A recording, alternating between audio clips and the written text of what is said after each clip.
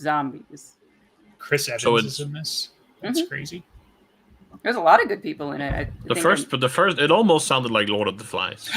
Michelle Yeoh's in this. Yeah, Yeah, all right. and I Just think- because of the cast, I'm gonna I rewatch think it. I'm Benedict sure Wong- I've seen this, but I think that was him, and he's and then way Takeda, down on. and then Oh yeah, Benedict Wong, Mark Yeah. Strong. mm-hmm. We're talking about Okay, the movie hold on. Sunshine for people who just tuned in. Yeah, so we're going back to the old format where we're going to just start recording in the middle of a conversation, which is a bummer because like 15 minutes ago was fire. And it's 30 seconds Yeah, that was before we good get content. demonetized, right? So, That's something like, yeah. okay, so we're at 42 seconds for those keeping track at home. So my proposal for today's topic is that genres are bullshit. But, we can keep going and we can have a productive discussion. But... Sunshine. My counterpoint. Let's start in Sunshine. Well, go ahead, Ben. My counterpoint would be that genres are best understood as the themes and the point of a story, rather than the trappings of the setting. Right. So I think fantasy is about it's basically about a good versus evil. And righteous heroes. I think generally so. I think there's a subgenre of fantasy that fits that. Sure. Yes. I think there's subversions of that which develop from that. But it's also about a wonderful, fantastical exploration. That's what fantasy is kind of in that category. Journeys and that sort of thing. I would say that superhero thing is about the struggle of trying to live an ideal against adversity. And so that's why you have the villain is always the mirror image of the hero, right? Because they went through the same struggles and came with different solutions. And I would say that sci-fi is about the interaction of humanity with technology and the effects that has. And you mentioned horror could be about the subversion of expectations, chaos in a supposedly stable world. You look beyond the stability, and there's an instability behind it. So I think that's a better way to look at genres rather than just at the costumes people are wearing. But you would say genres are bullshit. So the horror thing, just to go too far, right, and open myself up to the argument, which is going to be more entertaining anyway. Horror is about the subversion of natural law, right? And I'm using that natural law in quotes, right, because that's where it can become argued and that sort of thing. But the examples that we used is that. I used anyway, is that 2001, for example, Hal going haywire turns it into a horror story of sorts. I forget what was one of the other examples. I mean, you brought up Star Trek, the original series. Like, holy cow, I want to explore that, right? Because I'm a huge horror and Star Trek nerd, right? But at the same time, the other one was like Isaac Asimov, right? Like iRobot, right? You could argue that the three laws are their version of natural laws, and when the robots go haywire, you get these investigative types that come in and basically, it becomes a whodunit and how did it happen? I mean, shit, you have one robot invent religion, right? That would be a horror type setting for these are immutable laws to protect humanity, and then this robot just ghost in the machine, a religion, that sort of thing.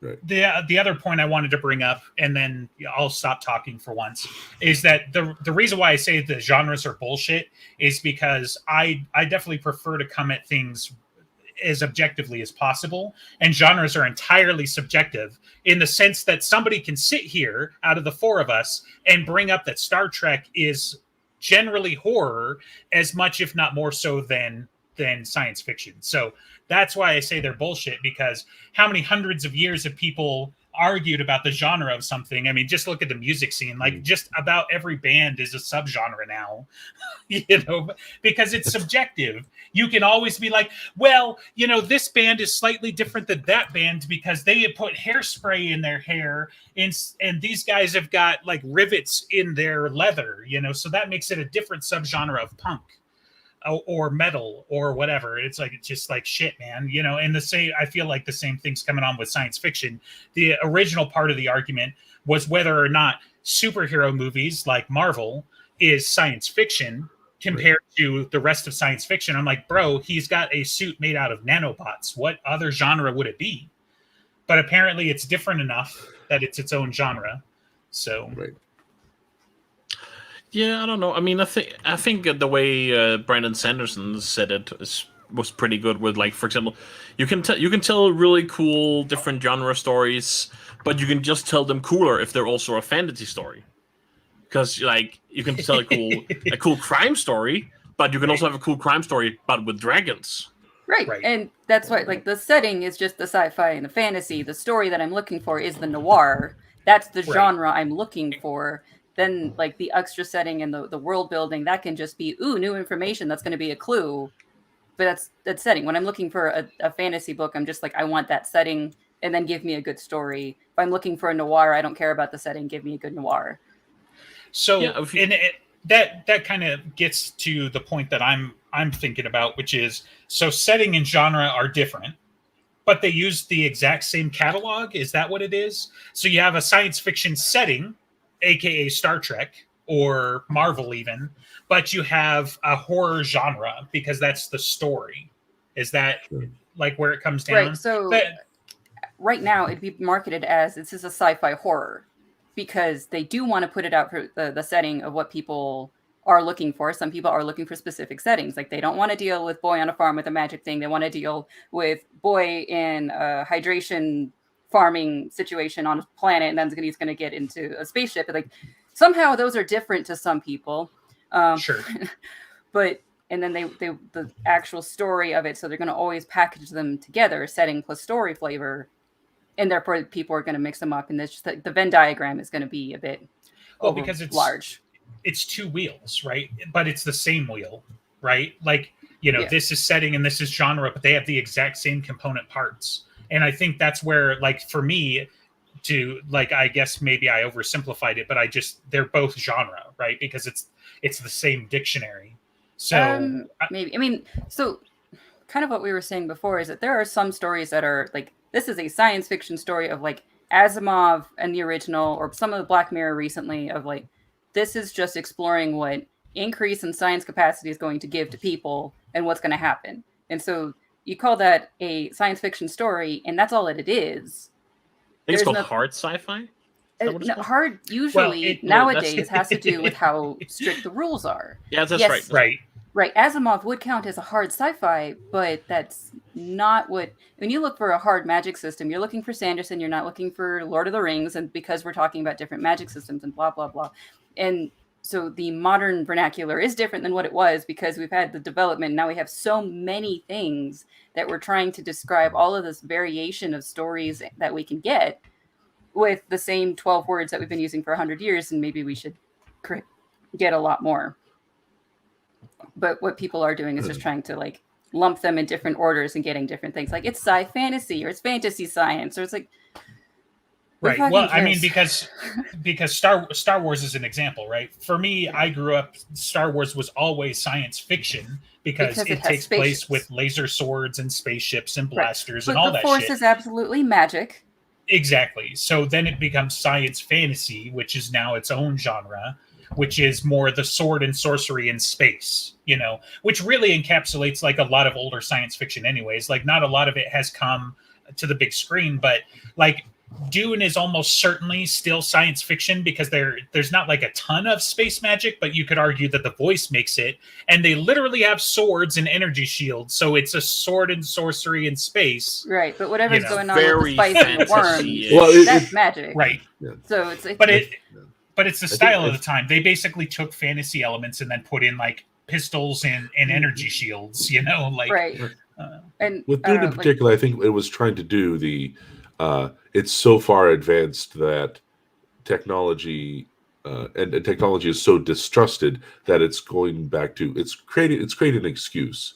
Frank Herbert's creating an excuse for why they fight with swords, and I get that. So in that sense, you can say it's sword and sorcery, but there's enough world building behind it to explain that I think it's definitely still aiming for the hard sci-fi crowd, while telling I see where you're going with this, a story which is much more like a swords and sorcery kind of story rather than I think what's missing from the adaptations, what would make Dune more of the tradition of sci-fi, is I figure there's one of three sources for sci-fi. There's Frankenstein, there's H.G. Wells, and there's Jules Verne. And I think Dune, and especially the later Dune books, are definitely in the camp of H.G. Wells. It's Sure. Let me explain what I mean. The War of the Worlds. Right. It's not really about Martians. It's about colonialism, right? Okay. It's about an aggressor coming in and they're killed by your diseases. Right. That's that's why the story is told that way. It's about social issues, and I think about sociology, philosophy, anthropology, and because it's explicitly about that, I think Dune still definitely is in the tradition of sci-fi, although it uses hard sci-fi elements to kind of undergird it. Well, yeah. So it's a science fiction setting, but That's true. as a genre, it doesn't necessarily explore the impact of technology on the civilization. And then, taking the whole sword and sorcery thing like an extra layer just to get it out before like we take off somewhere else. Similar to what I argued with Marvel before we started recording, the quote unquote magic in Dune really is Clarke's third law in the sense that, they do explain the voice is about psychology. A lot of the stuff that they do is based off of genetics, right? So like, we don't know how the spice works because that's not important. However, it's a drug that literally allows them to access a higher level of, mental space to be able to do some of the fantastical things that they can do. Like even the Baron, who is more or less just like, he's a conniving idiot, and I'm trying to think of a better word than just leaving it there, but he is smarter than what the computers were before their collapse or whatever, right? Whereas mentats are basically like calculating in the fourth dimension, like they're just so unbelievably smart that it's impossible. But it's always couched in science terms, even though it's very fantastical from our perspective. That's where it becomes Clarke's third law, right? And that's my argument. I know we can fight about it all day, but with I think Doctor Strange, the argument is there that the Ancient One kind of just explains that, at least in the MCU, it's much more science than it is magic. It's just you don't understand the science, therefore it's magic. So, but anyway. But the point of the MCU stories is having struggles and growing beyond them to do good, right? And that's every single hero and every single villain is paired up like that, and that's the classic superhero story. So I would argue that that's still in this story-wise, the structure of the story and the themes of the story are still definitely a superhero story and classically superhero themes, despite using sci-fi ideas. Right, because now you're they don't really about the story capitalize on versus them. the setting. Because the setting, right, exactly. like where they're using the words of science, of magic or whatever to explain this is just the setting. These are the tools that you're going to work with while you're doing your cape shit story. Right. Let me give here's an example of a kind of story. So let me tell you a story. Let's see if we can tell what genre it is. There's a plucky young underdog, and he and his buddies find success. Movie. Sorry, go ahead. Underdog sports story. Yes. Yeah, it's an underdog. That's exactly what it is. I was going to say, and his rival, who he faces many times, and only finally defeats at the end in a triumphant, feel-good ending. Like, and it's about structure. That's the structure of the story. And it's about friendship. It's about camaraderie. It's about. So you're describing the Way of Kings, right? Right. I'm describing. I know. I'm describing a Knight's Tale. I was thinking Karate Kid myself, but so that's definitely a sports story, right? In structure and in themes. The story of the Way of Kings and Kaladin is the same as Knight's Tale, is the same as, I guess, Karate. It's been a long time for me to be able to really say that. But wow, I've seen it. It's just been a long time. No can defense. It's just yes, the story that you're looking for and the setting that you're looking for are not the same thing. If you want urban kid in California, you go to Karate Kid. If you want medieval, you go to Knight's Tale. And if you want high fantasy, then you're going to Way of Kings. So the story versus the setting are not the same thing. Right. Yeah, we're starting to get there. I'm starting to understand for sure. my other addition to this, because it's one of my favorite examples of this, and then hopefully I'll get it out of my system. But Captain America, right? Captain America. I would still like to pin down the superhero genre and see how it's different than a lot of the other stuff, because I can't think of a superhero that I wouldn't put into some kind of science fiction somewhere, right? So maybe it's subgenre or something. But anyway, Captain America is obviously about Captain America. There's obviously quasi-magic technology stuff that gives him his powers. He wasn't born with them. They were, put upon him, whatever you want to say, however you want to phrase it. But it's still very much a war movie, So the setting is war movie. The main setting is a war movie. But the genre is superhero. Yeah. So and that's where the... Yeah, but it also has elements of both fantasy and sci-fi. Like you say, right? It's like it's because it's very much in the main, I would say, main theme. It's not just war movie, but that war movie is the main theme. But definitely has both those. Sci-fi, almost you should say it's a sci-fi fantasy war movie, World War II movie. If you were to explain the theme without saying superhero movie.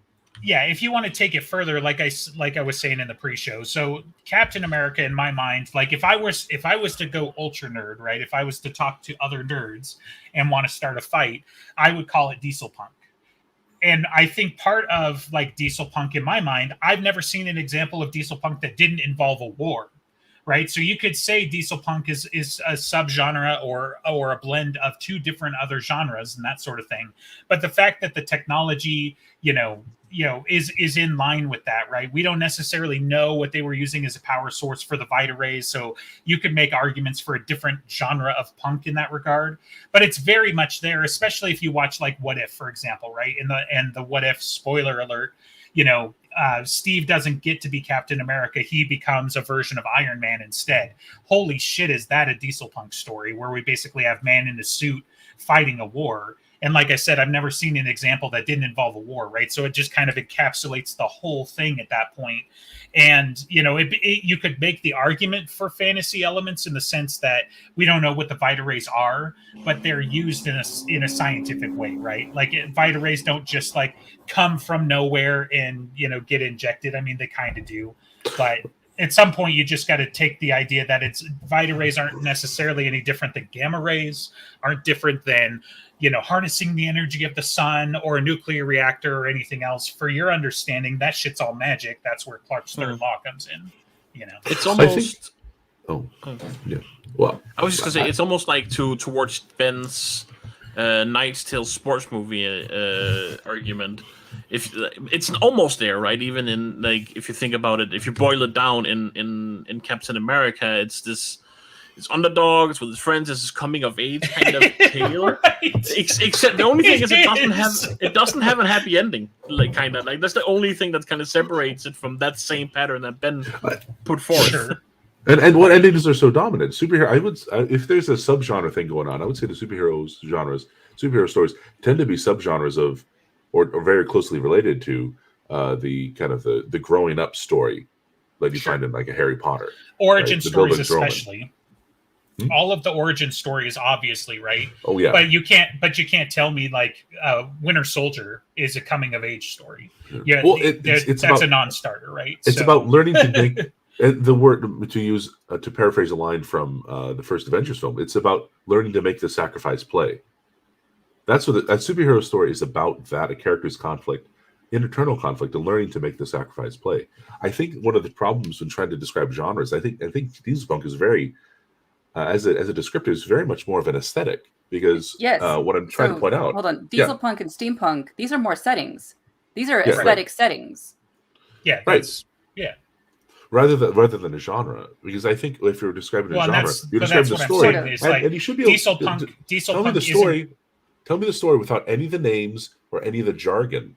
That's the story, and describe that. And I think that's where we categorize. But it's the story the genre. I don't think. I wasn't saying. So I wasn't saying Captain America's genre was diesel punk. I was saying its setting was, because instead of war movie, because war movie doesn't encapsulate the fantasy and science fiction like Andreas brought up, right? But calling it a diesel punk story is much closer to the bullseye, if not there.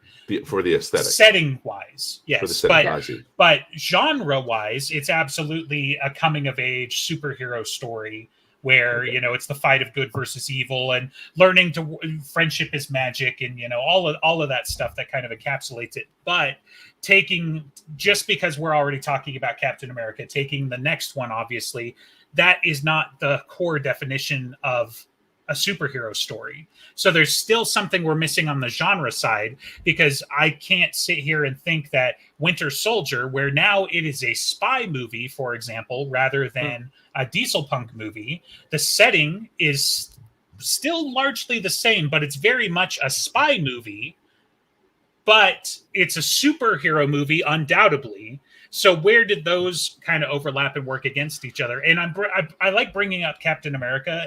This isn't just because I'm a Marvel fanboy, but part of why I'm a Marvel fanboy is because they tweak the genres and the settings every time.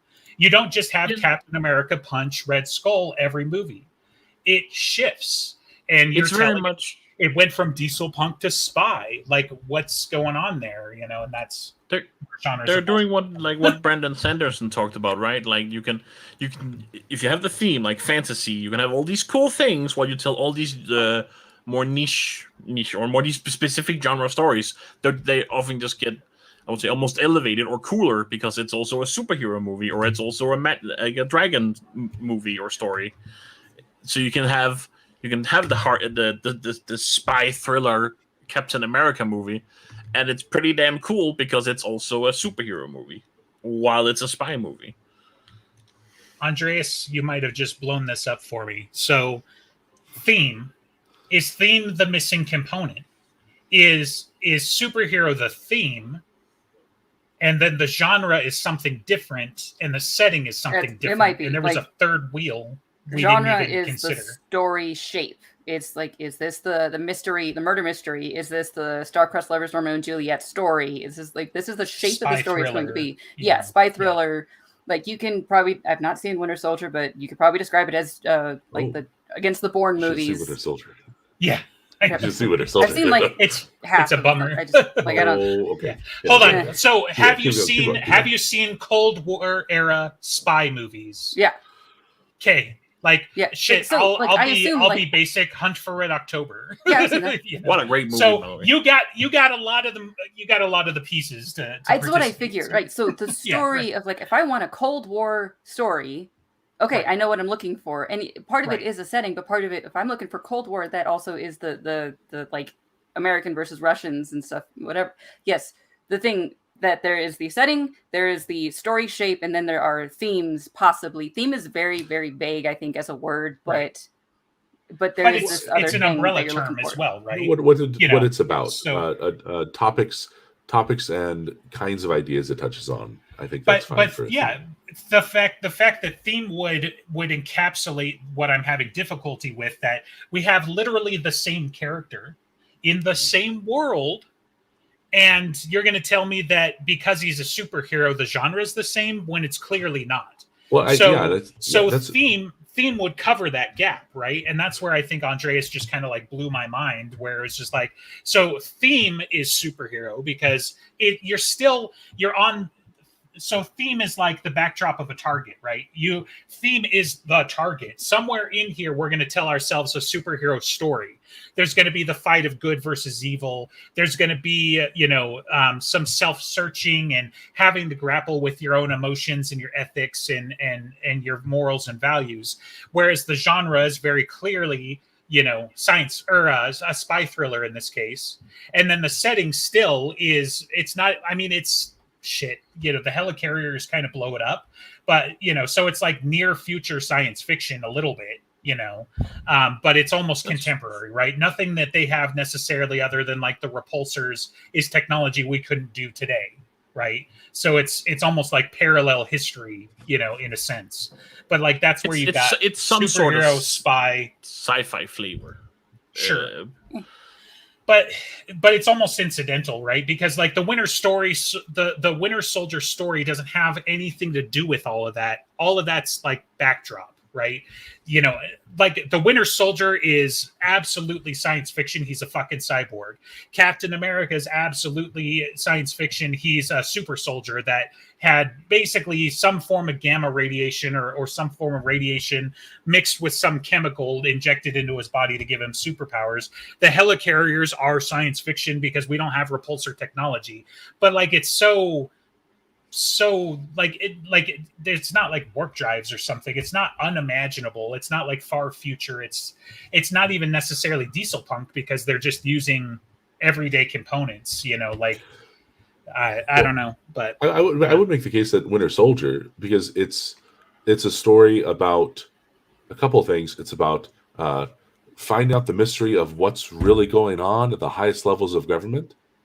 And Right. furthermore, that's also a story about a guy confronting his friend he thought was lost.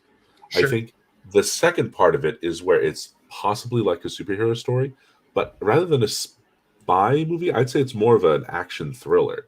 It's about the reason you watch Winter Soldier is for fights and for explosions and for political intrigue. And I that's think that's enough. oversimplification. So action thriller is a top genre of spy thriller. Like the too Bourne much that's movie. action thriller. Bourne is action thriller, but it's also spy. Right. That Aliens is an I was going to bring up thriller. that, but it's also horror, right? Yeah, and that's I mean, fair enough.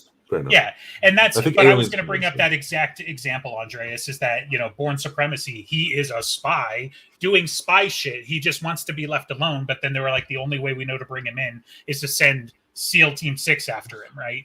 I guess when I think of spy thrillers, I think more of Tinker Tailor Soldier Spy and less James Bond. Although I know that James Bond is like the example. Well, Bond is a genre of his own at this point. Yeah, so it's not. like, It's not really thriller. Well, I guess the newer ones are more action thrillery. The older James Bond is just that's just James Bond. Right, it's like but completely its own thing. Bond is a genre of his own because you're getting some man that's going to be attractive to women, is going to be hitting on them, drinking martinis or whatever in it. Like he's doing does it fundamentally change does it fundamentally change the story if we leave out the womanizing though? I don't think that's part of the genre. I'm just saying like it doesn't add to the story. It's James Bond is so sui generis and the movies are so formulaic. That's why it's become a genre unto itself. Yeah, there's a formula to you it. can be That a is fan a of good Bond. way I'm not of saying you putting can't be a fan because it's so formulaic. I would Even argue the that's womanizing theme, has become part of the not genre. And the modern ones are subverting that. I think the modern ones are subverting that. Good. I don't like the womanizing. That's why I don't watch James Bond. But I think it's fair to say that the reason it seems to be part of the genre is because it has been so consistently reinforced. Well, and that's so that if you missed it because I was interrupting, so that's on me. But I think separate that out, theme versus genre, right? So genre, it's a spy story, or you could say action thriller. We can dive into that more because that is universally there. Those components are the same every single James Bond movie. But where it separates it out from other spy thriller movies is the womanizing and the drinking and the shaken not stirred becomes more part of the theme, or is there a fourth? So we've got up quirks, down quirks, strange quirks. Do we also have a weird one? Sorry, I'm a nerd. So I think we've got three of the components. So that's what I'm saying. Like deconstructivism, we're breaking this shit down to its atomic parts here. Okay, so hold on. Bond is its own genre because it takes pieces of other things. It is like a subgenre of spy thriller, sure, but I think it also often takes pieces of heist, and it has its own setting rules of it's like required for him to be drinking cocktails. It is required for him to have cool gadgets. It must be an M and a money penny. Right. Yes, and that is its own formula, but it is its own setting at this point. Right. There's the scene with the giving up tech stuff, and there's so much. James Bond is such a genre that even other spy movies become plays off of Bond. There's how many other movies other than James Bond have that scene where the tech gadget guy shows the 5 things, and every single one of them will be used in a clever way later in the movie. It has that setup scene for the spy kids. Spy technology. Sorry, I'm a dad. Everything, even White Chicks has that. Because right? it's spoofing. You know what I mean? Because that's of course it's a spoof, but it's a spoof of James Bond. Right.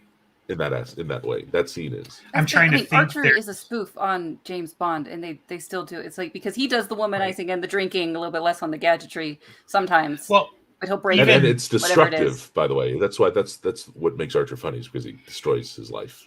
Among other things.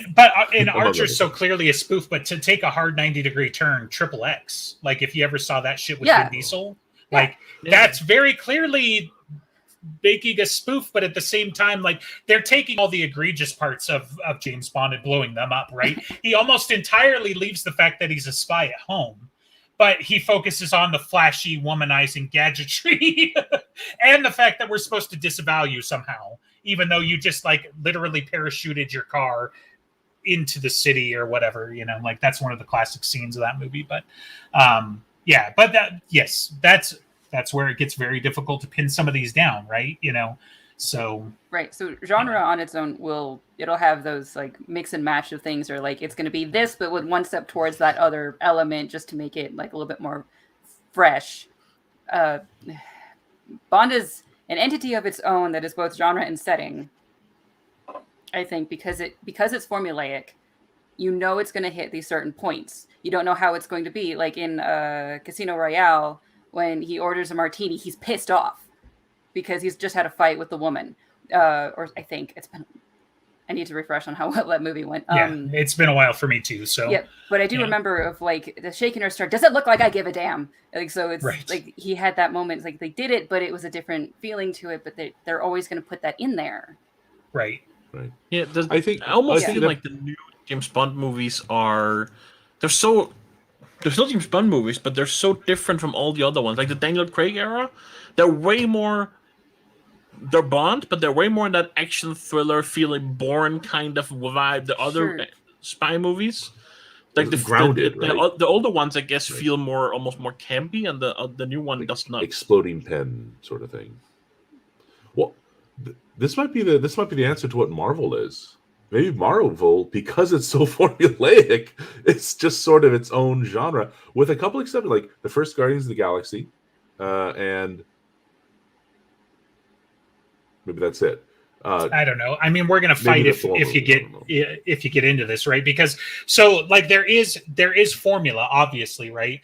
But in my opinion, especially through like phase 1 and maybe phase 2, like you had some of the movies were pushing boundaries, whether you realized it or not, right? Because I suppose that's true. People don't necessarily realize or keep track in hindsight, like because it was so changing. Right now we've got Marvel fatigue. There's just been so many movies. Why do they keep making billions of dollars? It's terrible. No, that's true. The first Marvel was in the MCU they were trying to get special directors to give special vision. They had Kenneth Branagh directing Thor movies, at least the first one.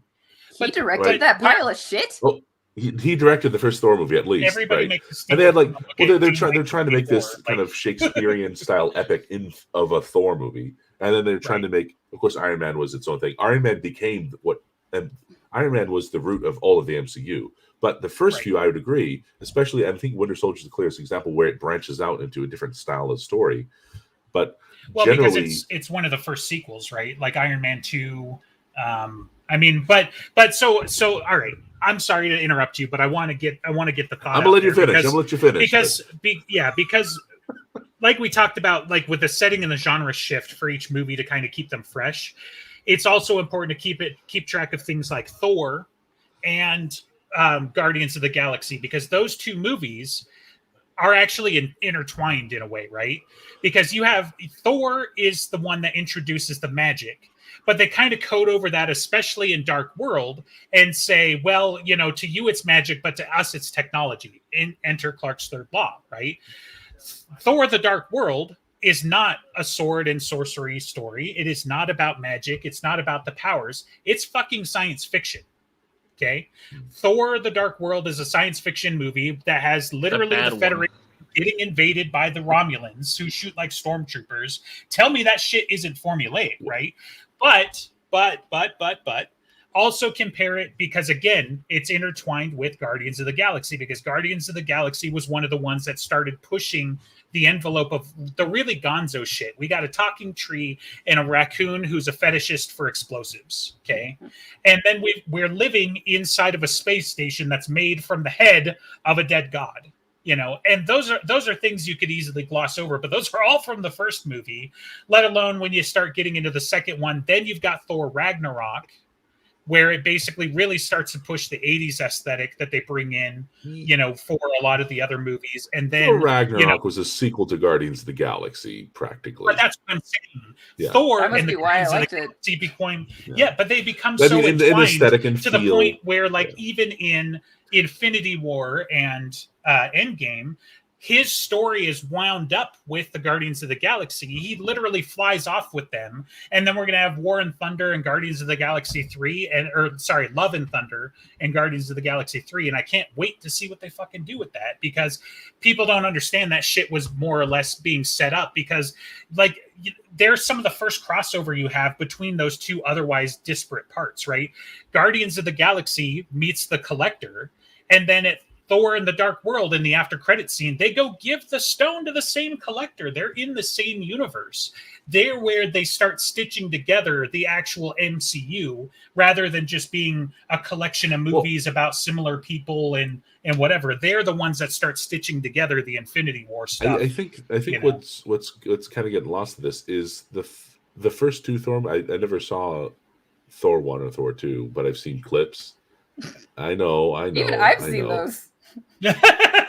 I also haven't seen Hulk. Regret those it, those are the them. three I haven't seen up until. I also didn't see anything. I didn't see the second Spider-Man movie ever since. But Hulk movies my observation is, watching the other MCU movies, is that there was a distinct feel to, this is a Captain America movie, this is a Iron Man movie, and then all of a sudden there's a Guardians of the Galaxy movie. This is way different. But then by the time you get to Infinity War and Thor Ragnarok, they're all kind of blending into each other in style and theme and genre. And I get that they were going towards Infinity War and they had to make that work. So to some extent, it's a deliberate effort, but at the expense of clear genre and clearly distinct flavors. The best thing you had in Infinity War and Endgame was a very brilliant, I think, this is probably the best thing in MCU is the art design. You could tell that, this particular special effect represents, that's the space magic stuff, because the Guardians of the Galaxy and Thor both used it. And this color, that's the Wakanda stuff. This the vibranium stuff. This Strange stuff. Yeah, this is the Doctor. Exactly, this is Doctor Strange stuff. Yeah, when you see a wizard, to the point where, like, minor spoilers in Shang-Chi, like you see a wizard. Well, I know, but that's why I don't expect everybody's on the bleeding edge, and even I'm a couple of weeks behind. But they basically have like a fight ring, like a black market fight ring that you've seen in dozens of 80s movies, so you know what to do. But you can literally tell, like, there's a wizard in there because he's doing the flashy kind of magic that you would expect from Doctor Strange. Which that's a cool, it's a cool bit of continuity.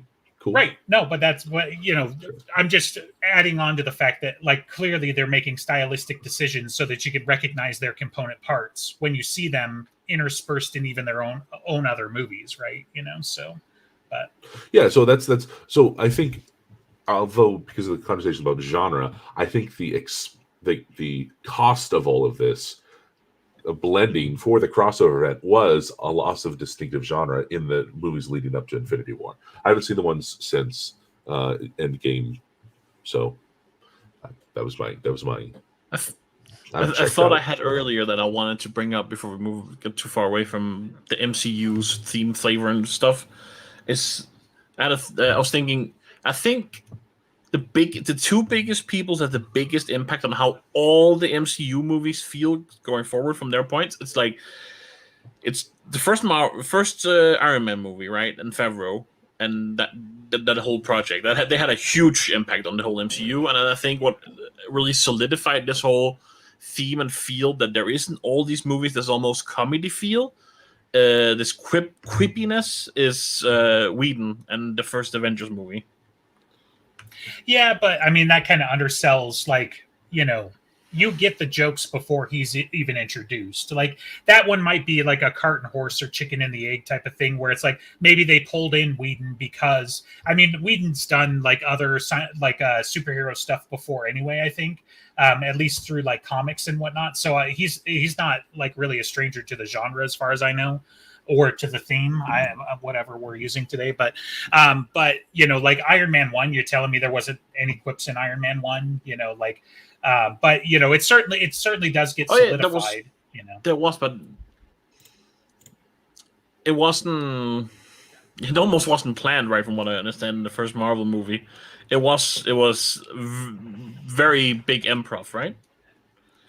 Like to the point of where they just kind of had an idea of how the scene was supposed to be. That's it. There was no lines. Yeah, they made it up. They were like writing the script as they were filming, right? It was one of those movies, and usually when you hear that story, you're like, "Oh God, it's going to be terrible," and yet it worked. Mm-hmm. Clearly it worked. So, yeah. Well, and again, like it can't be overstated, like how much the Russo brothers brought to it as well, right? Like they have a lot to do with the most recent phase of Marvel up through Infinity War and Endgame. And I think, they did Community, right? So like they're part of it. It's mostly Dan Harmon's like brain, but they are credited for like every episode. Maybe they got kicked out in season 4 too. I don't know. Yeah, you've got to think that those comedy chops are at least part of what brought them over. But you can also clearly see, depending on how much was their touch versus whatever, like, there's some scenes in Endgame that really get you in the feels, despite the fact that they're clearly still making their jokes and they're still, refreshing the audience and whatever. Like, we could have a whole different topic, in my opinion, on cracking the jokes and what that actually means to the whole thing, because I know this is one of the director's least favorite things about Marvel. And a lot of other people, like I've seen, like some of the biggest complaints I've seen about Marvel is like, well, we've got a city about to crash and wipe out the whole face of the planet, but let's start cracking jokes. And it's like, man, apparently people aren't familiar with like gallows humor, or the fact that maybe we're not telling the grimdark story. So maybe we got to crack the jokes to break the tension every now and again, even horror movies crack jokes, guys. Have you guys seen a horror movie in the last 10 years? Yeah. And I think the difference is when it's constant and you don't let the tension just sit for a bit. Yeah. That's when the undercut with the joke is undercuts. Maybe it's part of the genre. So no, maybe part of their superhero-ness is the fact that they always have a quip. Well, that's one of the basic underlying foundational pieces of being a superhero. That's kind of what Deadpool is. He's a superhero, always quippy. Like, yeah, Deadpool. Deadpool is to the point of absurdity. I think it's more where it's more in the comics. We've not seen that as much in the movies, actually. I feel like, but Spider-Man, I feel, is a good balance on where he's quippy and serious. But I also like that in Spider-Man, they contrast him with even the other superheroes, right? So you've got him contrasted with Falcon and the Winter Soldier in Civil War.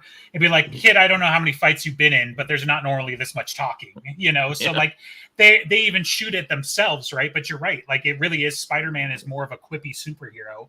And like if we really, really want to get down into the DNA of Spider-Man, like you could make the argument that it's like part of it is due to his age and his naivety, but also the fact that he literally has precognitive powers. So he's got time to think of these quips, like while he's fighting. Whereas Captain America is just like experienced. A story is not for the characters. A story is for the audience. If the audience is just experiencing jokes, you lose the plot. And if you lose the plot, then you have a comedy, not a story, not a genre. I think if comedy is a genre, I think it's a movie where the story doesn't matter. I'm not saying it's a comedy. You're the one taking it all the way to comedy. I'm saying there's a difference. I'm looking at the principle. Let's break down some examples. Okay, let's take Age of Ultron. Okay, let's take some of the basic setting stuff. Let's take the fact that I'm going to try and constrain it to the climax so that, this doesn't take another hour and a half to get through, right? We have a giant space rock that is going to slam into the earth and wipe everything out. What separates that story from Armageddon or Deep Impact? we have a giant space rock that's about to wipe out all life on Earth. Oh, geez, they're the same story. Or maybe we're not telling a disaster story, we're telling a superhero story. That's where the jokes help separate that genre. It doesn't turn it into a comedy, my dude. Well, I was what would thinking, you I was compare, thinking like of the late Armageddon MCU, versus, not you know? specifically Age of Ultron. I was Well, thinking the late I know, MCU. but that's the one that we had, right? Like that's one of the examples that comes to mind for me is like everybody complains about all the quippiness, and guess what? Joss Whedon directed that one, right? Or at least And had a that's- heavy hand in it. Mhm. So that would be one of the most egregious examples. So how could we not bring that up as an egregious example for the MCU's humor? It's definitely want to set this creepiness tone, both these two Avengers movies, which is Whedon's projects. And there is a lot of like, but I think it's. I mean, for me, I have always liked Josh Whedon's things. Like that's so that creepiness works for me, and some Right. people don't like it. I don't think it makes them into comedies, Right. or it's like it's also. I think it's for me. I feel it feels very, from what I understand, when you're in these big situations, these pressures, you joke. That's the only way you can deal with the things in the moment. I think, yeah, that's true if you sell it like that. But a Joss Whedon character doesn't sell it like that. A Joss Whedon character always has the perfect, ridiculous thing to say, rather than just like a tired, exhausted sort of resignation. I think Hawkeye in those Avengers movies manages to pull that off, but I don't think Right, I was gonna Captain say, Marvel like, does. Hawkeye, especially in Age of Ultron, is the example I would of agree. the exhausted quipping. I would agree. Nobody would know. Nobody right? would know. I don't know, man. Last time I saw him, Ultron was sitting on him. So didn't see that coming. Like He also pulled. I don't know. To speak of Hawkeye, he pulls that off very well in the TV show. Right. Same kind of I'm so fucking tired kind of thing. Hawkeye's the definition of I'm 3 days old from retirement, too old for this shit, right? Hawkeye. Yeah, I actually wanted to talk about that, but it's like it's a buddy cop movie in the end, isn't it? That's what like it's like kind of what I feel. The problem is there's a kid and a dog, right? So like, so what's the genre for that movie? Which genre covers the kid and a dog trope? You know, is that a buddy cop with movie? The old mentor? Like, or is it literally buddy cop? Because it wasn't Buddy Cop the name of that movie where the dog was a cop and he had a badge. No, it was was it Turner and Hooch or something? What was There that you Tom go. Hanks Turner Hooch movie is with one, the but there was more dog? than one. Turner and Hooch is the Tom Hanks movie. Yes, good job. Yeah. Ha ha! I saw that when I was like 3 years old. You didn't? It wasn't just Aliens and Terminator? Somehow, She was also I was a sat in child. front of a TV, and this was on at some point. I think I've also accidentally seen Big, but I think it was literally just because I was sitting in front of a TV and something turned on, and it was a Tom Hanks movie, and so they just left me. And she was just like, "This isn't Terminator." But it was a dog, and so I'll pay attention to that. We got K9, we got Top Dog with freaking Chuck Norris. So apparently this is a whole genre unto itself, you know, or is it a theme?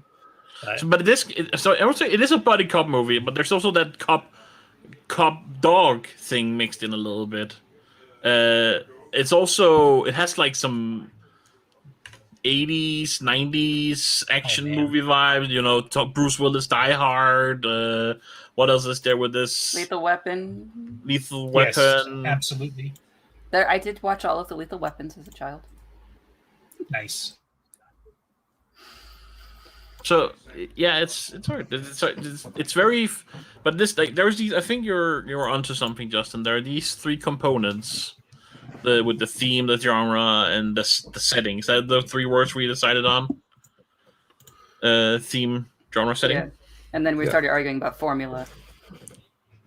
There's also the formula of a lot of the piece time, of fiction. The genre and the formula, I think, are the same in terms of the story. Like, if you are looking at a murder mystery, you know what the formula is, and that's what you're looking for.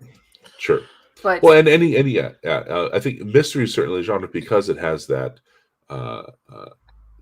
You know, there's a solution coming. There are clues. You can, you participate as with the detective in trying to determine what those clues mean and interpret.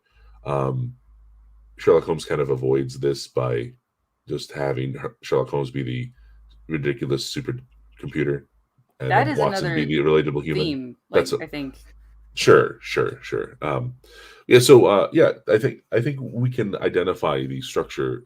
I think we identify and label story, the genre of stories by their structure, and I think themes would rather be the types of stories: man versus machine, man versus world, man versus man. Yeah, Stuff. theme. A lot of it seems to be some form of message or lesson learned to come from it sometimes, but not always. Right. I don't know, because I don't think that it works always. Like, have either of you seen Altered Carbon? No. The first season. Okay, well, a lot of it might be. I saw a couple of episodes. There's a lot of like man versus machine with the technology, because there's a huge like schism in society. Well, in general, because rich versus poor, but also like some people think that technology is overtly harmful. But it's not necessarily a story of man versus machine. It's just kind of like you get that theme of like, what happens if you are able to reincarnate indefinitely and able to jump bodies? What is going to happen to people? And that theme kind of comes away with it. But the story is a murder mystery. Right. Altered Carbon's a great example because it's very much a science fiction setting, even cyberpunk, in a lot of ways. But that's not the genre. Especially the first season, it's a murder mystery. It's a detective story, right? It's noir because, which really kind of overlaps with, cyberpunk anyway. I can't think of a cyberpunk example that doesn't involve noir, right? So cyberpunk would be the more specific genre, kind of like diesel punk, right? Noir is earlier. Noir is a layer of aesthetic you apply to another story, though. Right? Yes. I guess so. What I'm saying is cyberpunk is clearly the setting. The genre could be noir because it fits, or the formula could be noir because it very much fits that entire theme. I think I think it just combines aesthetics. We're talking about, so I think like what aesthetics? Chinatown versus Blade Runner, both of them are noir. But right. And then you compare it to like something like Altered Carbon. Well, maybe noir is a collection of themes, right? Because I think they're both basically mysteries. Noir lends itself very well to mystery. Noir would not lend itself well to, I don't know, a fantasy. Fucking wizard in Chicago. Bring it, Ben. Come on. That's kind of, that's where it started. That's not where it is. Yeah, that's true. Yeah. Fair enough. Right. It is kind of a thing. And Altered Carbon is just such a great example for that, Yeah, and I'm only talking about the first season because I haven't seen the second and I haven't read the books. So it's just like the one season. Like it is, there's a lot of other things happening in it, but he is tasked to investigate who murdered somebody. He is kind of a cop, working with a cop at the very least, sort of. It's like there's a lot of stuff in there. Strip away the setting, it's absolutely noir. He's not a cop. He's basically a private investigator. He's privately hired. Who cares if he used to be a cop? That's almost obligatory, right? Yeah. He used to be a cop and now he's a private investigator. Okay, now you're just being redundant to the noir theme, right? Right. Like, maybe even Jack Nicholson's character used to be a cop in Chinatown, right? Yeah. So it's obligatory, right? But, cyberpunk is absolutely like strip away the story genre. It's absolutely a cyberpunk setting. And then, the theme is still very there. Maybe there's like an A and a B theme because it really is a humanist kind of story at the same time as well, which puts it firmly in Benjamin's camp of science fiction, that they're wrestling with the ramifications of the technology on their society. Right. Sure. Right. So, yeah. So I think it is easy to make a certain mistake that I just realized that we shouldn't do, is that it's not one singular theme. You can have many themes in whatever story. So like you can have like the story is a murder mystery noir or whatever, and then you have all of the settings and everything, and maybe you can have both the magic and your sci-fi and together and whatever, but like you can have dozens of themes that they're dealing with that might be more or less relevant to who you are and what you're looking for. Yeah. Are you telling me that stories are like onions? Yeah. They've got layers. Sorry. And they're great when you caramelize them. I'm the It is- reference guy. It's kind of obligatory. It is also as with if you look at older stories and newer, like old fantasy versus new fantasy, there's much more complexity and nuance in it, right? Like we want something different. We've read the classic stuff, we've seen the classic stuff, so we want more stuff in it also, but not to the point where it gets ridiculous and you can't too much happens. So that's where the great story stands out. Like Stormlight Archive, so much happens in that, and it's so big, but yet it works, and that's why it's so popular. Right. I mean, some of my favorite stuff in the recent past, and even in my own limited storytelling through a campaign, for example, is just take your existing theme, genre, setting, whatever, but you twist it with a little bit more subversion, right? You're playing off of the formula, but then you got to give it that twist ending, or and not necessarily overdo it, but it's don't overdo it, then you get Game of Thrones. Sure, right. Yeah, because your twist endings can be so formulaic that they become predictable. Everyone makes a joke about M. Night Shyamalan here, and then everyone goes into it expecting a twist. Sure, but I don't know. There's a lot to be said about his early stuff. Yeah, but at least his early stuff actually delivered, right? Whereas some of the later stuff, the twist endings were fine. They just weren't as dramatic as maybe he himself thought. And let's not even talk about the movie that we don't even know because we've never seen it. But like The Village, okay, so the twist ending could have been predictable, but even if it wasn't, the question is, it's just it almost was entirely predictable. Whereas to me, Signs is one of my favorite movies of his, notwithstanding Sixth Sense, which, by today's standards, everyone's like, oh, that's so predictable. But I think it was not predictable at the time. Yeah, I think that one's lightning in a bottle. You can't look at that one going backwards and be like, oh, well, how did you guys not see that coming? Because it more or less, solidified that kind of twist ending and that sort of thing. That movie scared the shit out of me, by the way. There's I think that it's fair to say that with a kind of postmodern blending of genres and themes and aesthetics, I think that tends to make stories less satisfying than stories which stick to a concrete structure but then play within it. I think a blending of these things tends to be predictable. And just like the twist ending tends to be predictable, I think that if you blend the noir, if you blend if you've got angels in your noir story, they're the bad guys. That's kind of predictable. That's sort of it's new formula though, right? It's absolutely the current structure of storytelling. I guess I'm just saying that I don't think writers are as clever as they think they are. No, and when they try to subvert something, it tends to be subverting something in the same way that somebody already subverted it last year or the year before, the year before. Whereas within at least within a genre, there's going to be a formula in a genre, but you can add some little grace notes, and it's little tiny things that make the whole thing work better as a story. And if to write a story and just try to be subversive misses the point of a theme. A theme is supposed to be for sure. something about being human. What makes a story worth reading? It's an exploration of humanity and its interactions with possibilities. And if all you're doing is subverting the tropes of a story, then you're writing a story about stories, and that's like watching a movie about movies. That can work. That's usually pretty boring. That's usually what parody is. That's like. I love anime. I also really love One Punch Man. That is making fun of all of the anime that I love, and it's great. Fair enough. Right.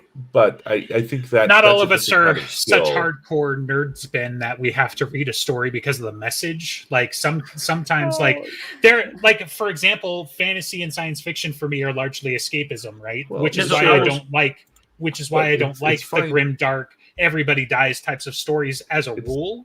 It's fine to enjoy that, but then it's not really worth talking about. Why? If it's a story worth talking Excuse me. Yeah, I think you've missed the last 40 years of science fiction, my dude. Well, are you telling me because they're if there is a message or is a depth to the theme or is a depth of insight in the human condition, then there's something worth talking about. If it's just a thing you watch and you turn off, it's like, yeah, that's fun, and that's pretty much what we're able to say about it. I don't know. Do you have an example? I mean, well, because I think you're making a pretty broad statement there. Yeah, I think those are fighting words, and you need to. Yeah. Oh yeah. I mean, yeah, because like I think the story. I think if we're talking about the Avengers movie, the first Avengers movie, what makes that worth talking about is talking about, I think, the sacrifice play and what that means and who really can make the sacrifice play. If you're just quoting a line, "We have a Hulk," that's sort of just like remembering a funny moment, but you're not really talking about something. You're just saying that's a funny line. It is. You say that's a funny line or that's a cool thing. That's not a particularly deep or interesting thing to say. I mean, sure, but what makes it worth talking about is when it brings up the idea of the sacrifice play. Do you think a character like this, a person like Iron Man, a person like Tony Stark, really could do that, or do you think somebody like I almost said Chris Evans, but you know what? Captain America, Steve Rogers, really is more disposed. Is he more disposed to that than somebody else? That's when you can use that as a vocabulary for exploring interesting things, that's great. But when it's just remember cool moment, then it's sort of. Sometimes the cool moment is only cool because of the character who did it. Or like all of those moments of like, oh, you tell me that this person sacrificed themselves and I have no idea who that is. Like, why do I care? Who gives a fuck? But it's because you've been on the journey with them throughout the whole thing, and then it means something. I think in a way that's kind of what you're trying to get to, of like it has meaning because you know who that is and because you know like the humanity of the whatever the story versus just like, and then they do this. Right. I mean, if we want to encapsulate. What are we up to? 14-ish years of movies in just a couple of mileposts, right? Let's say Avengers, to you it was about the sacrifice play. I think that's hugely oversimplifying it, but okay. It's about the Iron Man versus Captain America dynamic, which gets billed again and twisted a little bit in Civil War because it has to. Sure. And then it gets completed in Endgame because absolutely Tony Stark can make the sacrifice play. We see it. Spoilers. Sorry, it's an old movie by now. At least over the statute of limitations on that. So he absolutely can make the sacrifice play. But Iron Man could have done it in Avengers, but his counterpoint to Captain America is, I just cut the wire, because Tony Stark always has a solution for the problem up until he doesn't. I'd bite that bullet, though. I'd bite that bullet. I just say that Endgame and Infinity War and Civil War aren't as good as the first Avengers movie because they are just rehashes. I would say those they're largely rehashes. They're not rehashes. They're fun as crossovers, but in terms of thematically, they're rehashes. But it's the whole that's the arc. That's the characters. That's the development. That's why it feels. And that's just again a piece of the puzzle. That's what I'm saying is he does it in Avengers and he manages to survive, and then he kind of just does the same thing in Endgame. But with different results, right? Like there's a sure, but it's okay. So talk about these movies, damn it. Endgame is the new Star Wars trilogy, right? Where basically Endgame is just Avengers, but with bigger stakes or a bigger spaceship. Or, literally half of the whole fucking universe dying instead of Manhattan. I'm not disagreeing. So no, that's because you've got a shit take, Ben. Because I just put your whole take in a bottle and shoved it down the fucking toilet where it belongs. Because you're completely bypassing like 98% of the story, which is why I don't take a lot of the Marvel detractors seriously, because like, look, I get it. I'm a fanboy and whatever, but like I can expound upon it for hours. Literally, we've seen it on all the different nuances and all the different things that the story brings it. And then you're like, no, but I didn't like that. No, but I didn't like that. No, but I didn't like that. No, but I didn't like that. Because at the end of the day, the whole Avengers arc across 3 phases of Marvel for 14 years is only about the dynamic between Captain America and Iron Man. Are you shitting me, Ben? That's what you got out of all those movies? I was being reductive, but I was looking at one Yes. particular element we could all agree with. No. I think we all agreed. I think we could all agree that You're right. Captain America and Iron Man Out of 100 Iron Man points, stories that point about is in there. making the sacrifice play. Yeah. I think that's in the Iron Man movies anyway. Okay, I was trying to create some common ground, but here's the thing: you said you could talk for hours. This Yes. is the MCU episode. You can talk for hours about the MCU. Yes, What do you easy. say when you talk about the MCU? I'm willing to bet that it's going to be ultimately about how this connects with real world people and how that kind of person, the kind of person who's Tony Stark is, how that person interacts with such thing and such another thing and another thing. How do people act and react in situations, in concrete real life situations? I bet you I think when you talk behind about any movies, you talk conversation- about the story I think and any how there's a conversation about beginning, a story- middle, and an end. Like, you're being I think- overly reductive, dude. I think conversations about story are ultimately about how they connect with and reflect reality. And if maybe you're not seeing that, that's where I see themes as a valuable way. I just try and make explicit what I think is implicit when you say you talk for hours. I think it's implicit in what you're saying. But you're so reductive that you. So at that point, every story is amazing. Then, Ben, I cannot wait to read the 35th issue of Days of Our Lives, because at the end of the day, I want to know how that person having a baby that suddenly didn't have a baby, who's in love with their son who came back from the dead, but that's just how it impacts normal life, Ben. Like, you're so reductive that's one of the reasons those are bad stories. Everything that makes it Marvel, dude. That's the problem. You're missing. Hang on. Are you saying that Marvel is better or worse than Days of Our Lives? Infinitely better. Why? I Partly agree. because of the genre and the themes that are involved in it. The themes. Because it isn't just two people talking about making a sacrifice play after 14 years. Like, Jesus. So you like it's about the boom boom explosions? No. Okay, so there's because if it was just about the boom boom explosions, then Star Trek Into Darkness would have been amazing. Oh yeah, that's right. It would have been. See? Yeah. Well, so what I'm saying is what you're falling back on is not anything but really the themes. And what are themes but things which directly connect with there's no themes in a soap opera. But there are themes in MCU, and there are to some extent. You're telling me you wouldn't recognize a soap opera if you saw it? Aesthetics. So there must be a setting. I'd say it's a genre. And a genre. It's a genre. It's a story. It's a story without variety, without theme. Is it? I think so. Right. Because you're overly how much either one of you have you watched soap operas? If you're going to be saying this shit, please at least have examples. But the difference is we would be able to recognize it, right? And what I'm saying is that Ben is being so reductive that how can he compare Marvel and that simple, those two pieces, to any story? Pick any story. I went for something that I thought was basically completely opposite of Marvel. That there's no powers whatsoever. Sure, there's a story arc, but how do you get away from that? I mean, shit, Dickens had a story arc. Like, what do you even say at that point? Other than comparing the fact that it literally has words on a page, we could get more reductive. They could not be further from each other as far as story. No, it's not a reduction. It's a way of looking at the world. It's a framework. The fact that you boil down the MCU and basically the whole thing to Tony Stark had an argument with Captain America that one time about a sacrifice play in that one movie. I feel like that's overly reductive. I've watched the movie a lot, and that's like a lot of the things are building up to that. The climax of the movie is all about that. That's a pretty good. That's a pretty good summary of what Avengers. There are 30 other characters on the screen in Endgame and Infinity War, and you're saying that ultimately all of that shit could be stripped away because it only has to do with Captain America and Tony Stark. Like, it has nothing to do with Thor struggling with the fact that he's worthy. It has nothing to do with... the first Avengers movie has nothing to do with Thor being worthy or not. No, I'm talking about Endgame, because you're saying that that's what the whole MCU boils down to, you jackass. That's where it becomes overly reductive.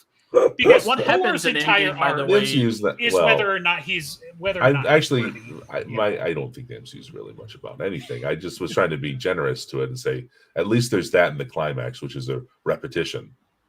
But Iron Man doesn't okay, develop. so you're saying Iron Man that's doesn't what develop. Endgame has got going for it. It repeated what happened in Avengers 1, and that's it. I think what Endgame had going for it was that it managed to make the movies I hadn't seen that everyone hates, like Thor: Dark World, seem like they're worthwhile entries. It manages to visit some of the it's like a nice little ride through some of the weirder corners of the MCU and the movies that people don't like as much, and I appreciated that. What do you think about Captain America's character development that concludes an Endgame? He spent 70 years in the ice so he could argue with Tony Stark. Apparently, that's no. His hang on. No. I was talking about Iron Man's character, and Iron Man's character doesn't develop. I don't think Iron Man's character develops. You were talking about the whole thing. You just summarized what you thought Endgame did well. That's why I'm asking. What do you think about Captain America's character? Because you're talking about how Captain America is about being finding something more valuable than just a fight. I think he found he settled down. He found something that was something valuable, something private, something worthwhile. My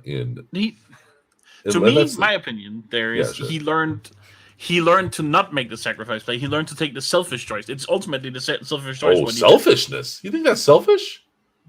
That is selfish. Yes. I'm fine with it. I think he finally put up the cape. Oh man, no, that's not what selfishness is. I don't think it's what else. He does it for him. What would you define it as? I think it's just choosing love. I think that's just really all. Okay. How is that not selfish? Yeah, he's making the choice for himself. How's black white? Happiness. How's up down?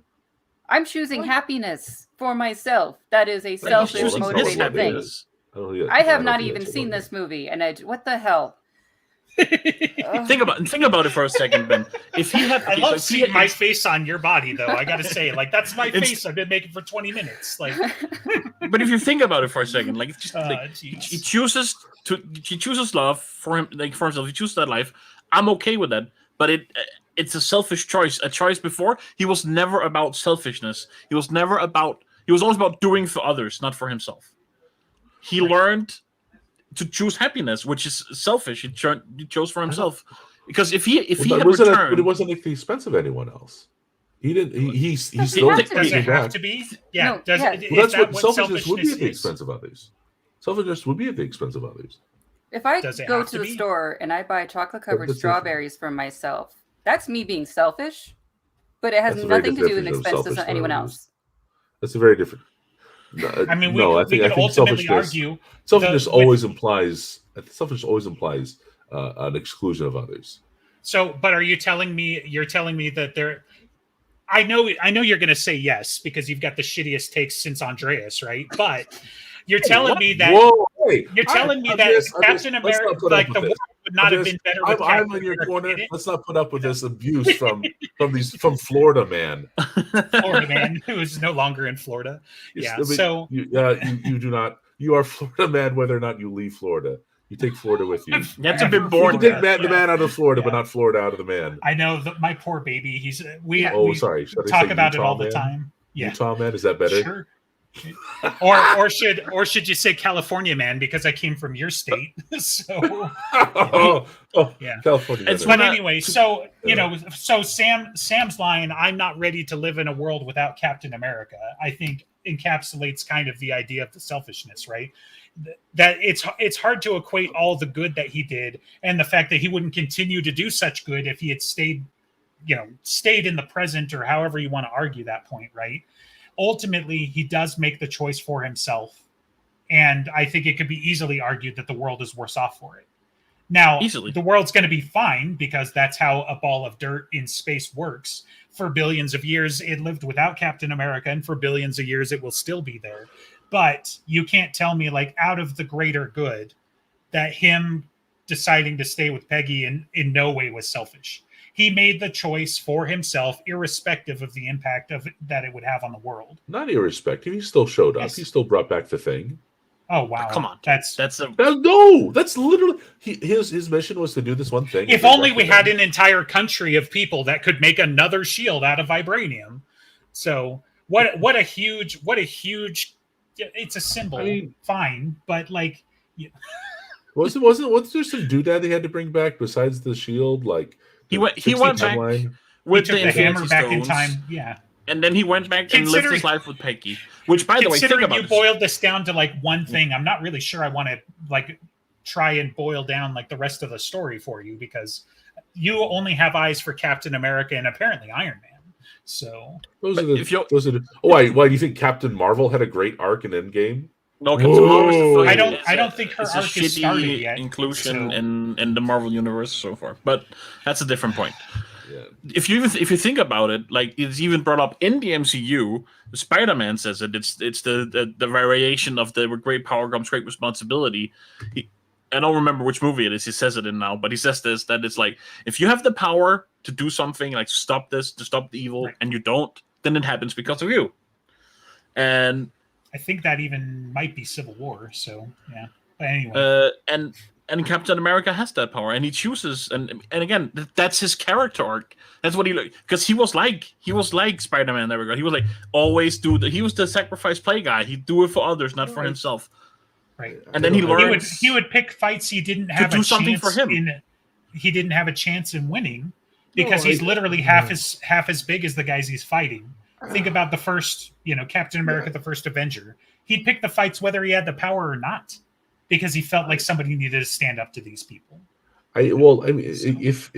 If settling down and getting married to Peggy Carter is a selfish choice, It I don't know. absolutely I would not think that. I don't think his marriage would be a selfish marriage. I think he would be a good husband. That's I'd be not a the good same father. thing. That's no, not the making point. a choice Right. for No, my your point own is, I don't betterment. think it was a selfish choice. I don't. It'd I be don't see one people thing. get It'd be married for their one own thing if he. betterment.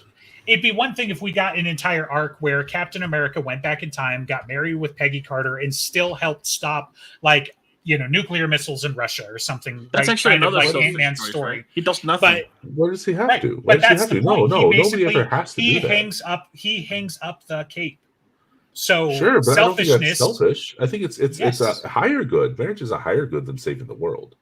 So look, what's one of the quintessential things that defines Captain America in his relationship to everybody else, right? What makes him a hero would be his selflessness, would be Yeah. literally the fact that he will sit Marriage there involves and all get sorts punched. of selflessness. How Oh many my times have you God, changed Ben. That's right. diapers? That's not the thing. Ben, It's like, yes, you That's- decide to get. I'm also married, dude. Like, I know you there's, are. like, Most of I the get people that on there's this some podcast are sacrifice married. in marriage, and that we're not talking about his relationship to Sad. Peggy. We're talking about his We're not relationship to talking the about world. a character flaw. He made a decision to make his own life better. Yeah, I don't Yes. think And that's that is a no, I don't self-centered think You, that's what decision. he oh, did. Ben, when you got married, did you stop working? You literally continued doing whatever you were doing outside the marriage. I only work to support my family. Don't worry about that. But that would be that. That's not that, selfish. That particular decision, I know that particular decision to work to support your family, you could make the argument is selfless, right? But you didn't give anything up necessarily by getting married. You know what's By just happened? definition, You know what's just happened? no. You've By proven. Hey, no. no. By You've proven me definition, right.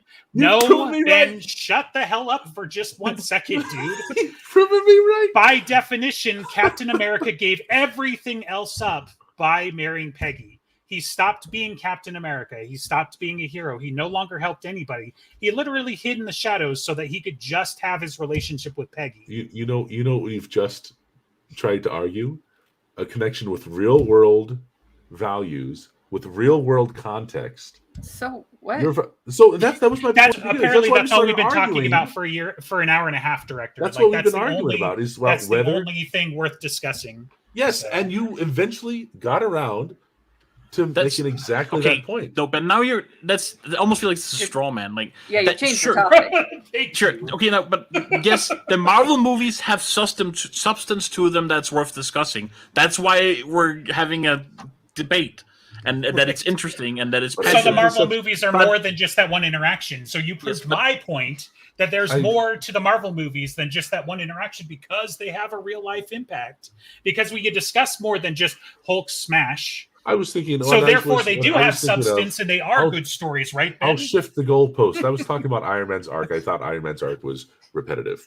I don't think Iron You Man. boiled it down to the whole MCU, though. You didn't Yeah, you didn't Iron Man. constrain it to Iron Man's story. I don't. Yeah, So- Iron Man is the beginning. Iron Man's death was the end of the MCU.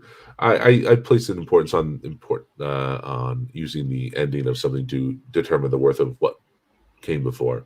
So I think the ending was mostly about Iron Man's death, Iron Man's sacrifice play, and we've already seen that. That was literally the climax of the movie. You didn't watch the funeral then, or Sure. you apparently don't give a shit about the other 30 characters that were also present in the movie, like notwithstanding people that weren't superheroes. So the movie was mostly focused on the original 3. Right. Plus a couple others. Sure. Right? That didn't it? What the only thing that comes to Everyone mind right showed now up. is that I'm about to have a slobbering like monologue, just like John Hurt's character out of V for Vendetta. Is that if I am sure of anything, Ben, that the MCU will not survive based off of your interpretations. Like holy crap, man. I don't understand how you can watch a movie like that and we don't give a crap about the fact that he's literally passing the torch to Spider-Man. We don't give a crap about all the other characters that have been set up. We don't give a crap about Thor's arc or even Captain America's, because apparently, like, the fact that he literally just disappears off the face of the earth for his own benefit is somehow not selfish, which I'm not saying is even necessarily a problem, but you can't argue that it's not selfish from a scope of others, which is the definition of selfishness, So, and we're not going to talk about that. We're not going to talk, come on, Ant-Man. We're not going to talk about Wasp. We're not going to talk about her character development. We're not going to talk about Shuri. We're not going to talk about Doctor Strange. Ultimately, you have to turn off the TV at some point. And what you're left with is not the MCU. So what gives that lasting power beyond just turning off the TV is reflectiveness or similarity with real life connectedness. That's sort of drawing those connections. That I say that because not just because that's the way I interact with media, but because I find all sorts of connections all the time through everything. Like I don't see that as a problem for stories, but that is a problem for stories like the Days of Our Lives soap opera style stories. Apologies to Dr. Alex, who apparently has apparently a fondness. I haven't seen any of them. But the point is just like, if you're going to be talking about these things that I will assert that you guys haven't seen either, I feel like you're talking about the wrong subject. Are you really the person to keep us to task of that, Mrs. I haven't seen most of the MCU movies? And yet somehow I was able to defend it? But at the same time, you make those quips all the time. You like to attack shit you haven't seen either. Well, so I think maybe it's a character flaw we share. You can't care about Captain America because he has a shield. You have to care about Captain America because he has some connection with reality. To care about fictional characters because of other fictional things that aren't real is not really a sustainable way of enjoying entertainment. If there's some connection with reality or your life or something like that, or even if it's simple as I watched this movie and it made me feel happy, and that the connection is your happiness from watching it. That's where the remember funny joke moment. Remember funny joke conversation people are going to watch a movie because they enjoy it, and they might rewatch the movie because they enjoy it. And if that's all the connection that they need, then no one should shit on the Fast and the Furious movie. Because it's a popcorn movie. I would say so. Right. Fast and the Furious is great. Yes, but the point is, like, you boiled it down to the point where it's like it's all stories, Ben. So what are you telling us about the MCU? Well, we started talking about genre, right? If we're not talking about we're not talking about entertainment. If we're talking about genre, though, then genre is going to be the structure and form of the story. Are its own genre. What Michael Bay. Yeah. Blow 'em up movies. Yes. The XXX, the whole and the explosion, the Fast and the Furious, Michael Bay. The James Bond and MCU, I think, are the best examples of Transformer movies, really generous Battleship, Armageddon. Sure, it's my mother's favorite. Blow 'em up movies. She wants to see explosions in her movies. That is her requirement for enjoying a movie. Iron Man 3. Did you not watch that one, Ben? Because that might help. Oh, I did. I slept through it a couple times, and I actually watched it once. Star Trek: Wrath of Khan or Star Trek Into Darkness? Both Star Trek 2s. It's fine. I will absolutely say that. You're gonna Star tell Trek me First Contact is great. Star Trek 2 for the next generation. Not so many explosions in First Contact though. No, sure there were. Like it starts with an explosion. Okay, I mean they fight the Borg ship, I guess. Boom. So, yeah. And then the little let's see. sphere comes out. Superman, Man of Steel. Is that a blow 'em up movie? Several buildings fell down in the course I of that. I never saw Man of Steel, but that is a criticism people have leveled against it. That's It's the just the first chaos. Cavill one, right? Man of Steel. Yes. Yep. Geez. Let's see. Where else can we be reductive and get some movies that might have some other things than just the explosions in them? So, because I will argue that like 90% of Michael Bay movies are explosions, for examples, right? Like there's a reason why Michael Bay explosions is like a meme, And right? people, Whereas like some of these criticize other them. movies have explosions in them, you know. Right. Independence It's fine, but Day. it's just Well, but must then be some people an might explosion just movie. enjoy some of the Marvel movies. Some people might enjoy just because of explosions. But I don't think that's a particularly deep way of looking at a movie which has Doesn't something need other to than be. explosions in it. Doesn't need, like a lot of the criticism Well, of someone say to make Michael it Bay worth is like, talking well, about, you yeah. you just make movies for dumb teenage boys. Well, do dumb teenage boys not deserve movies to enjoy? It's like, who cares? People are enjoying it Well, I'm saying to make of it worth whatever talking many about. infinite genres we've got. I was saying And to make it worth talking about. one of the someone can say that explosion why- was the wrong color, or it should have been bigger, or whatever. Maybe they should have added another one. I don't fucking know. But one of the things that I will give credit for the MCU is that they combined all of the many things that people like into one giant moneymaker. They have Sure. the war movie. They have whatever gadgetry. They have the explosions. They have romance. They have all of the things in there. So for hopefully, so they can do the giant catch grab for like everyone can enjoy it somewhere and give But them money for it. I don't know who made Ben the arbiter of things worth talking about. It's his argument though. Like, Yeah, I would say- but to me, like basically his point underpins everything, right? Like it's literally everything, right? Like every story. There's the reason why we talk about Days of Our Lives, even though none of us like it.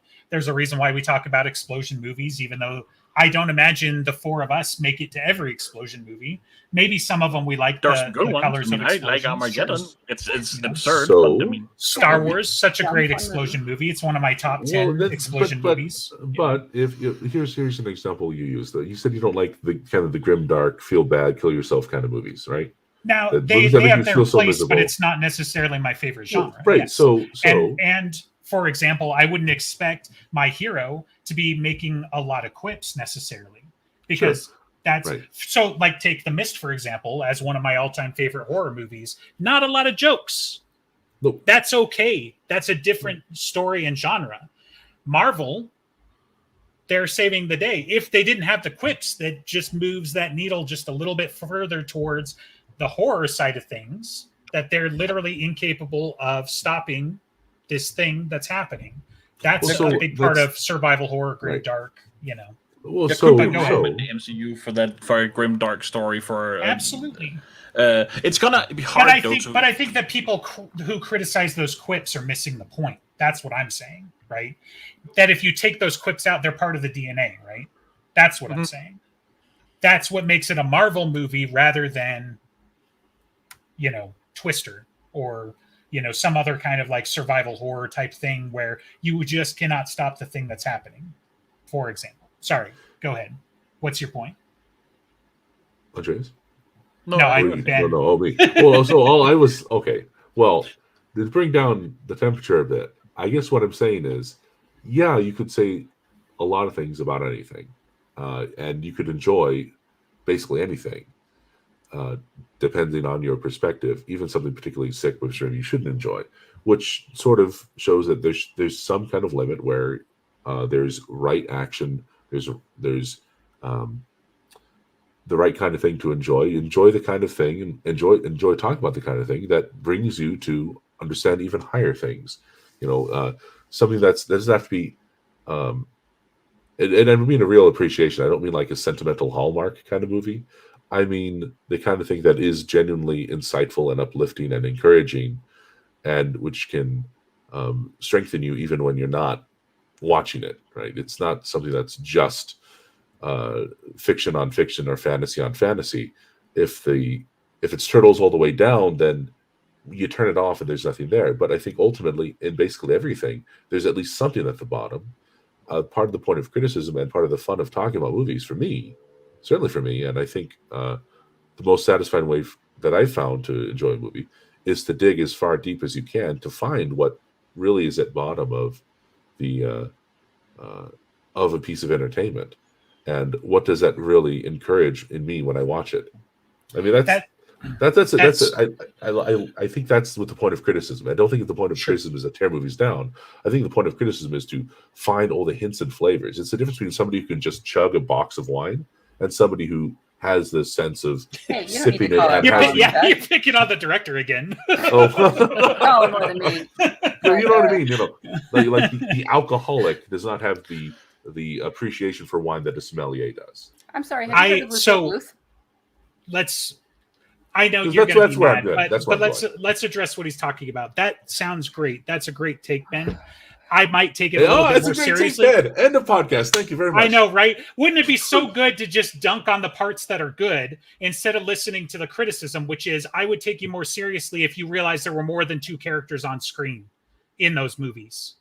Like, that's what I'm talking about. If you're going to break down these themes, then why don't we break down all of the themes, right? Okay. One of my biggest things about modern movie, what about one of the things about my modern movie storytelling, especially about the Star Wars stuff or even Star Trek, there's a couple others.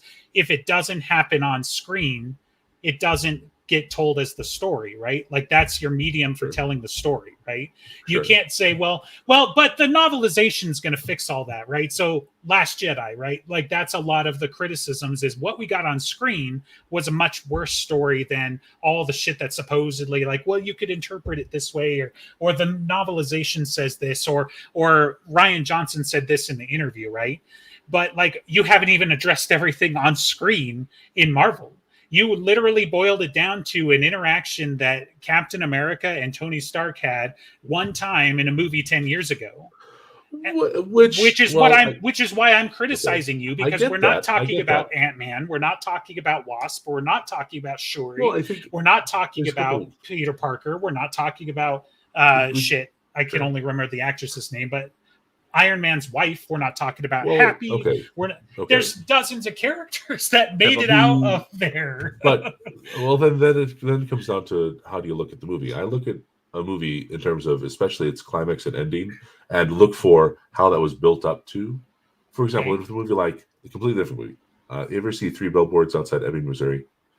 No. That's a movie that for me I couldn't understand what was going on. Shit up. No. Nobody but you's heard of this movie. Does it have Frances 3 Billboards McDormand in it? It has Frances McDormand in it. I saw a trailer for it. I couldn't understand this movie, what was going on. But once it got to the ending, literally the last shot, I understood everything that just happened in watching the movie. It's my favorite, one of my favorite movies of the year. Same with Arrival. I think it was easier to understand as it went on, but the ending crystallized. That's literally the point of Arrival, I would say. But okay. Yeah. Well. Okay. So, in a similar way, I looked towards the big climactic moment, not the epilogue, but the climactic moment of Endgame. It seemed to me was the Iron Man snaps. Sure. Right, and that, in context of the Iron Man character, is something that you see a lot in Iron Man movies, but especially and most clearly as also the climax of the first Avengers movie. This is really what I was saying. You could look at the Thor thing in Endgame, but Thor isn't so much at the climax. You have the powerful moment of Captain America wielding wielding the hammer? Does he wield the hammer? Is that it? Yes. Yeah. Yeah. Okay. I forget how he does it. Time travel shenanigans. Is that how he does that? No, they bring it back when they go to the stone. Captain America is literally the only other person in the MCU that we've seen anyway that is worthy to wield Mjolnir. And Vision. Well, yes, fair, but Vision picked it up. He didn't necessarily wield it. An elevator isn't worthy. Right. Yes. Yeah. Sorry, that was a quip, Ben. Would you like to retract that and tell us how that impacts the rather part of the story? I think but that's a callback. That's not the climax of the movie. So sure. I think what the sweetener. I think You the think ending that's with Captain more America than is actually the sweetest part of the movie. It Okay. shows that there's some cause for hope in the world. There's some cause. It's not just you die, sacrifice, play, and people mourn you. That's what makes the hero life worth living. That's the thing worth saving. Is the domesticity right at the end, and that's. I think that the so much screen time was given to Captain America and Iron Man. I think it's fair to look at Endgame and try to figure out the MCU from those two characters. While there are other characters which continue to go on and were before and show up in other movies also, the screen time given those two and the extra knowledge of knowing that these two actors are not returning, I think so far, well, it's a comic book movie. They'll come back, and that'll be frustrating when they do. But either as CGI ghosts or something. But no, that's I apologize. I apologize for I think they will just seeming and being reductive. But that's the rationale for me looking at Endgame that way. I'm not going to argue that it's not a giant tent post for both that movie and for the MCU, but the words that I specifically took issue for that still kind of resonate here is that when Tony Stark did the snap, the MCU was over. You basically said those words, and that's the furthest thing from the truth. Oh, well, okay. Absolutely, Tony Stark's story personally has ended, but clearly, I mean, and maybe you haven't seen these movies, right? So I'm gonna try to not necessarily bomb you for not having seen some shit. But like, if you haven't seen the new Spider-Man movies, for example, it's very, very clear that the torch has been passed. Let alone the fact that very likely the torch has been passed. So, like, from a Tony Stark perspective, just him as an individual or a monolith, a lot of that is passed to Peter Parker in the MCU. And then from a leadership perspective, a lot of that stuff has been passed to Doctor Strange, in my opinion. So, so for somebody to sit here and say, "Well, Endgame was basically the end of an MCU," is a complete non-starter for me. Because it misses the point of really the MCU, really Endgame, on and on, right? So that's kind of where I see. Yeah, I guess I should have said. It's the end of an era. I was looking forward to, from the beginning of the MCU with my friends, watching Endgame together and watching the Infinity War thing together. Well, what are they going to do? How are they going to do this? And Infinity War had the best ending of any MC movie. I thought it was, oh man, such a downer, and everyone's dead, and it almost was a forced reduction of the cast to make the finale that much more manageable. In Endgame, and then you have everyone back for the big fight. Yeah, but I think it undersells the idea of superhero movies, though, right? One of the ideas of superhero movies is that they don't lose, because if they do lose, it's a different story. Well, that's a different genre. I guess another reason I was thinking of sacrifice play as such a dominant thing is we started talking about genre in the superhero genre. Having the gumption or the wherewithal to make the sacrifice play is a huge thing in superhero movies, and usually the internal conflict for the hero is about that facing struggle and making the right choice, where the villain has the same struggle and makes the opposite choice. Right? That's such a huge dynamic in superhero movies, and it's about often making the sacrifice play. Everything from Big Hero 6 to the old Christopher Reeve Superman movies has that kind of make a sacrifice play kind of thing, and so I thought of that as I'd have a tough time saying that's all of them, right? So it's a dominant theme in superhero movies. I think it's fair to say, not the only. Sure. Because there's also the growing up, Bildungsroman stuff. So, just a question to draw like a slightly different parallel. So I love you too. I'm sorry that I get heated and passionate about these sorts of things, right? Okay. So, I'm sorry for yelling, and I'm sorry if I hurt you. Okay. Here we Maybe go. it makes for a good podcast. I don't know. So I have a question for you. Yes, sir. When Frodo and Sam throw the ring into Mount Doom, is that the end of the Lord of the Rings? Are there no more stories to tell? Did you just turn off the movie at that point, or? Well, okay. So that's the climax. That's what I feel like. Absolutely. Yeah. But it's almost like the world continued to spin on, and Aragorn went on to have kids with Arwen. I think of the Lord of the Rings story as about